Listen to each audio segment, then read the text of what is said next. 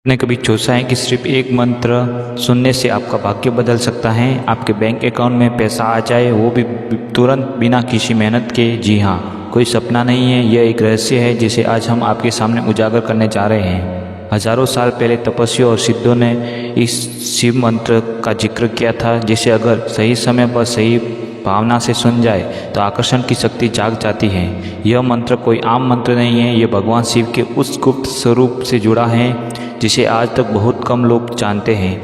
यही कारण है कि यह वीडियो आपके जीवन का सबसे बड़ा मोड़ साबित हो सकता है। सिर्फ 1 मिनट और सिर्फ एक बार सुन लो, क्योंकि आज की रात आपकी किस्मत करवट ले सकती है। जैसे पैसे, समृद्धि और ऊर्जा आपके जीवन में प्रवेश करने को तैयार है। तो ध्यान से सुनिए इस अद्भुत शिव मंत्र को और जानिए वह रहस्य जो सिर्फ भाग्यशाली लोग ही समझ पाते हैं। तो बिना देर किए हुए चले सुनते हैं उस दिव्य चमत्कारिक मंत्र को। मंत्र इस प्रकार हैं। ओम क्लीं महादेवाय नमः, धनं देहि मे स्वाहा। ओम क्लीं महादेवाय नमः, धनं देहि मे स्वाहा। ओम क्लीं महादेवाय नमः, धनं देहि मे स्वाहा। ओम क्लीं महादेवाय नमः, धनं देहि मे स्वाहा। ओम क्लीं महादेवाय नमः, धनं देहि मे स्वाहा। ओम क्लीं महादेवाय नमः, धनं देहि मे स्वाहा। ओम क्लीं महादेवाय नमः, धनं देहि मे स्वाहा। ओम क्लीं महादेवाय नमः, धनं देहि मे स्वाहा।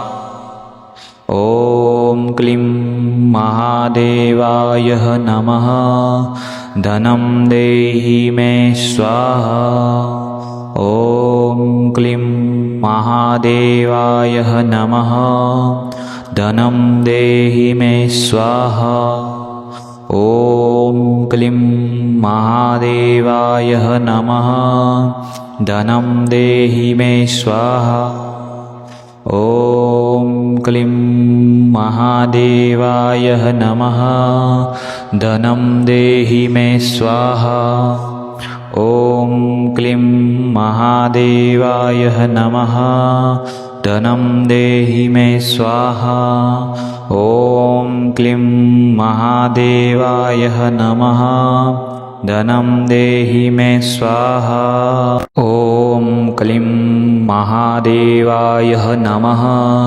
धनं देहि मे स्वाहा।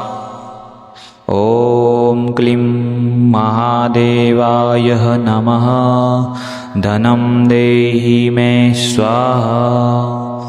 ओम क्लीं महादेवाय नमः, धनं देहि मे स्वाहा।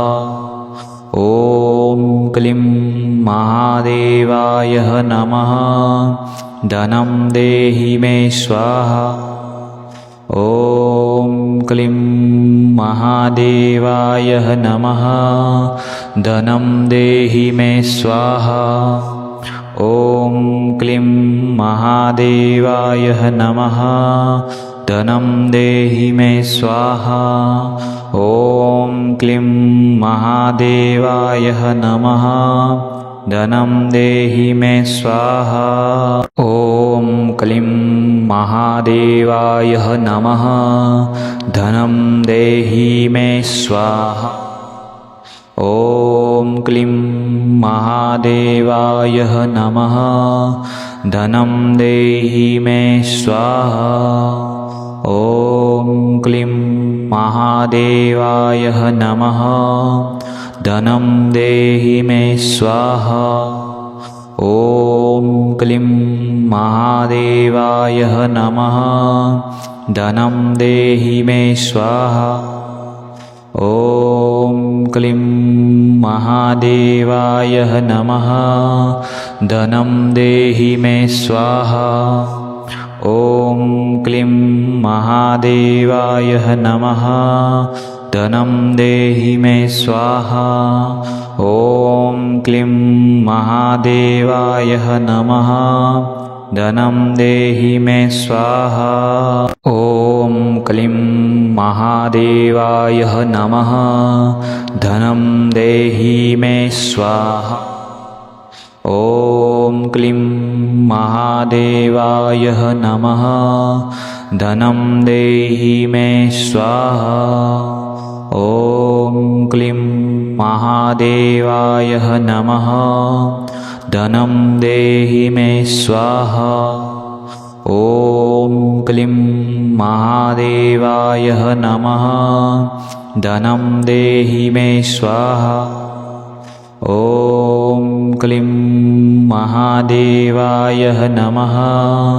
धनं देहि मे स्वाहा। ॐ क्लीं महादेवाय नमः। धनं देहि मे स्वाहा। ॐ क्लीं महादेवाय नमः। धनं देहि मे स्वाहा। ॐ क्लीं महादेवाय नमः। धनं देहि मे स्वाहा। ॐ क्लीं महादेवाय नमः। धनं देहि मे स्वाहा। ॐ क्लीं महादेवाय नमः। धनं देहि मे स्वाहा। ॐ क्लीं महादेवाय नमः। धनं देहि मे स्वाहा। ॐ क्लीं महादेवाय नमः। धनं देहि मे स्वाहा। ॐ क्लीं महादेवाय नमः। धनं देहि मे स्वाहा। ॐ क्लीं महादेवाय नमः। धनं देहि मे स्वाहा। ॐ क्लीं महादेवाय नमः। धनं देहि मे स्वाहा। ॐ क्लीं महादेवाय नमः। धनं देहि मे स्वाहा।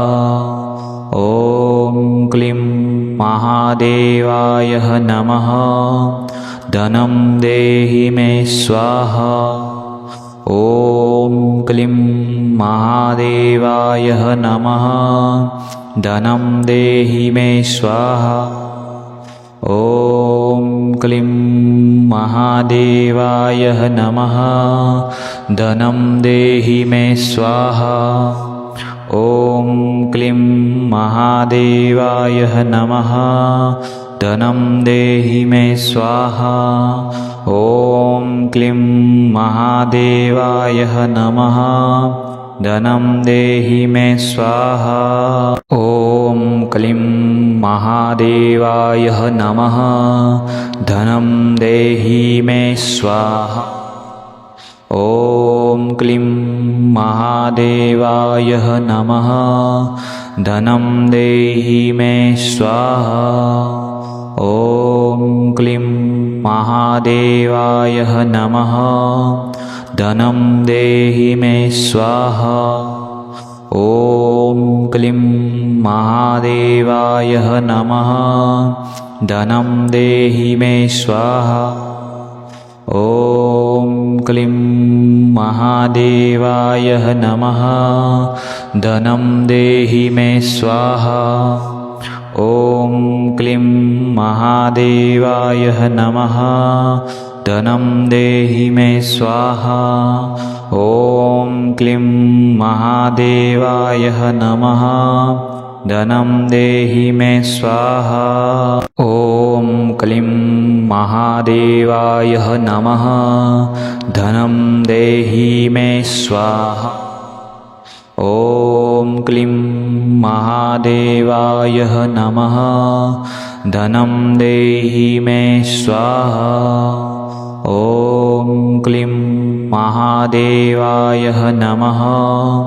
धनं देहि मे स्वाहा। ॐ क्लीं महादेवाय नमः। धनं देहि मे स्वाहा। ॐ क्लीं महादेवाय नमः। धनं देहि मे स्वाहा। ॐ क्लीं महादेवाय नमः। धनं देहि मे स्वाहा। ॐ क्लीं महादेवाय नमः।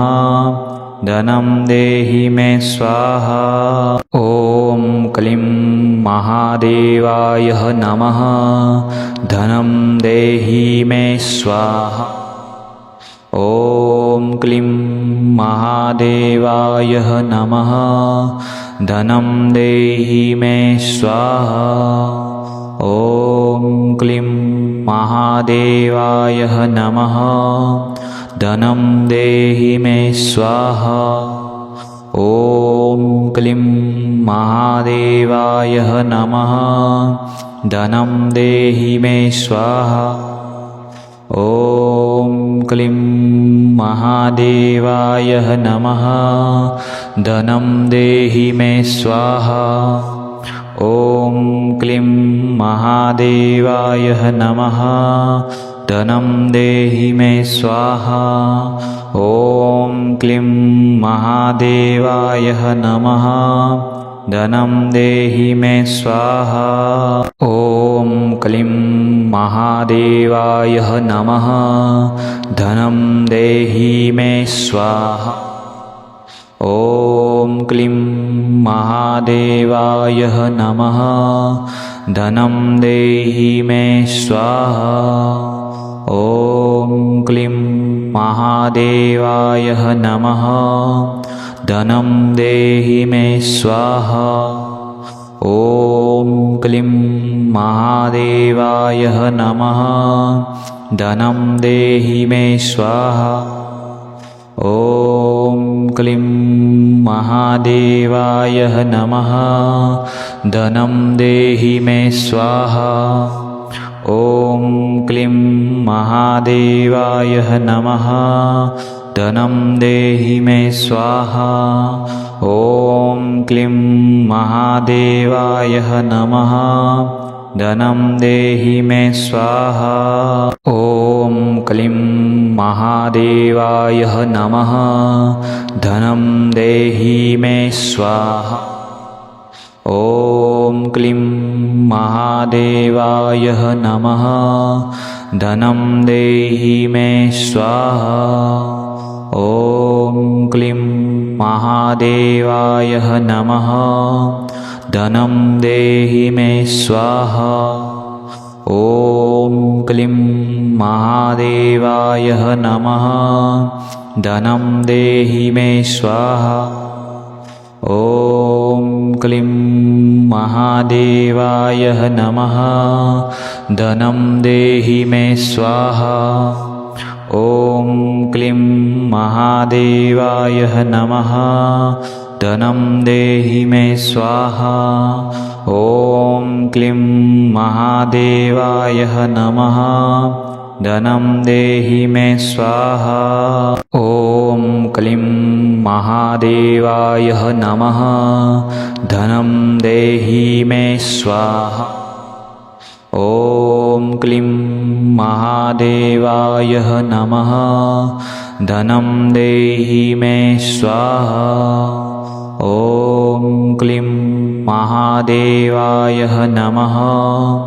धनं देहि मे स्वाहा। ॐ क्लीं महादेवाय नमः। धनं देहि मे स्वाहा। ॐ क्लीं महादेवाय नमः। धनं देहि मे स्वाहा। ॐ क्लीं महादेवाय नमः। धनं देहि मे स्वाहा। ॐ क्लीं महादेवाय नमः। धनं देहि मे स्वाहा। ॐ क्लीं महादेवाय नमः। धनं देहि मे स्वाहा। ॐ ॐ क्लीं महादेवाय नमः। धनं देहि मे स्वाहा। ॐ क्लीं महादेवाय नमः। धनं देहि मे स्वाहा। ॐ क्लीं महादेवाय नमः। धनं देहि मे स्वाहा। ॐ क्लीं महादेवाय नमः। धनं देहि मे स्वाहा। ॐ क्लीं महादेवाय नमः। धनं देहि मे स्वाहा। ॐ क्लीं महादेवाय नमः। धनं देहि मे स्वाहा। ॐ क्लीं महादेवाय नमः। धनं देहि मे स्वाहा। ॐ क्लीं महादेवाय नमः। धनं देहि मे स्वाहा। ॐ क्लीं महादेवाय नमः। धनं देहि मे स्वाहा। ॐ क्लीं महादेवाय नमः। धनं देहि मे स्वाहा। ॐ क्लीं महादेवाय नमः। धनं देहि मे स्वाहा। ॐ क्लीं महादेवाय नमः। धनं देहि मे स्वाहा। ॐ क्लीं महादेवाय नमः। धनं देहि मे स्वाहा। ॐ क्लीं महादेवाय नमः। धनं देहि मे स्वाहा। ॐ क्लीं महादेवाय नमः। धनं देहि मे स्वाहा। ॐ क्लीं महादेवाय नमः। धनं देहि मे स्वाहा। ॐ क्लीं महादेवाय नमः। धनं देहि मे स्वाहा। ॐ क्लीं महादेवाय नमः। धनं देहि मे स्वाहा। ॐ क्लीं महादेवाय नमः। धनं देहि मे स्वाहा। ॐ क्लीं महादेवाय नमः। धनं देहि मे स्वाहा। ॐ क्लीं महादेवाय नमः। धनं देहि मे स्वाहा। ॐ क्लीं महादेवाय नमः। धनं देहि मे स्वाहा। ॐ क्लीं महादेवाय नमः। धनं देहि मे स्वाहा। ॐ क्लीं महादेवाय नमः। धनं देहि मे स्वाहा। ॐ क्लीं महादेवाय नमः। धनं देहि मे स्वाहा। ॐ क्लीं महादेवाय नमः। धनं देहि मे स्वाहा। ॐ क्लीं महादेवाय नमः। धनं देहि मे स्वाहा। ॐ क्लीं महादेवाय नमः। धनं देहि मे स्वाहा।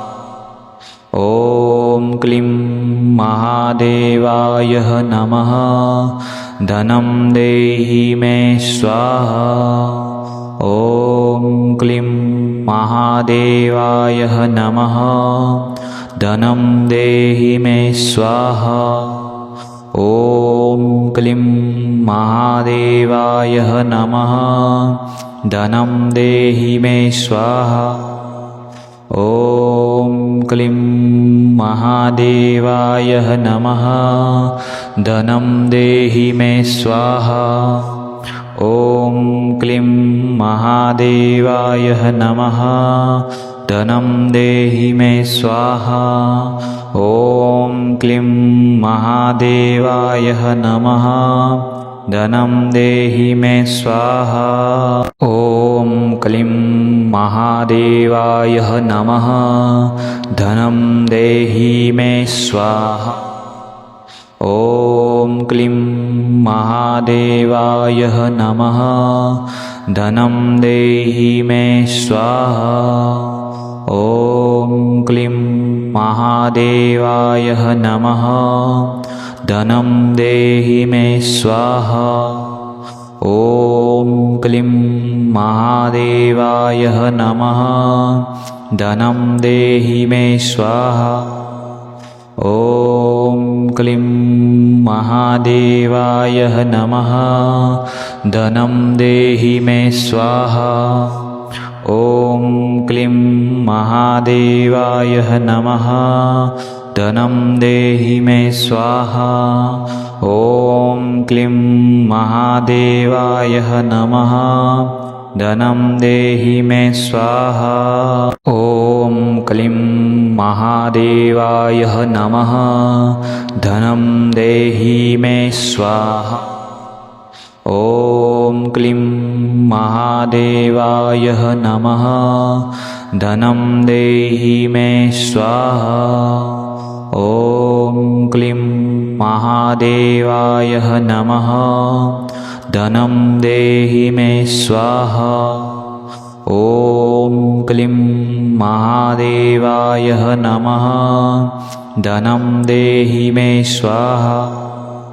ॐ क्लीं महादेवाय नमः। धनं देहि मे स्वाहा।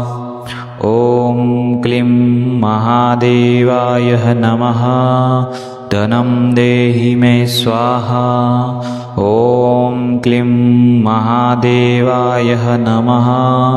धनं देहि मे स्वाहा। ॐ क्लीं महादेवाय नमः। धनं देहि मे स्वाहा। ॐ क्लीं महादेवाय नमः। धनं देहि मे स्वाहा। ॐ क्लीं महादेवाय नमः।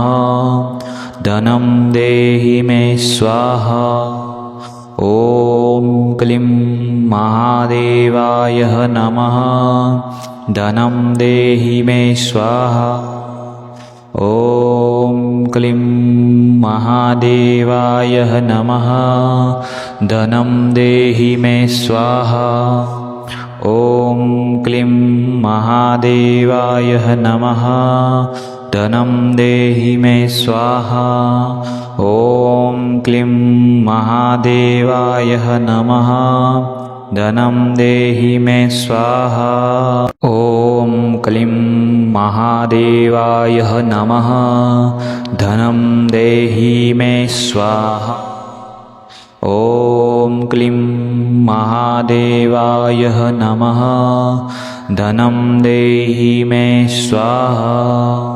ॐ क्लीं महादेवाय नमः। धनं देहि मे स्वाहा। ॐ क्लीं महादेवाय नमः। धनं देहि मे स्वाहा। ॐ क्लीं महादेवाय नमः। धनं देहि मे स्वाहा। ॐ क्लीं महादेवाय नमः। धनं देहि मे स्वाहा। ॐ क्लीं महादेवाय नमः। धनं देहि मे स्वाहा।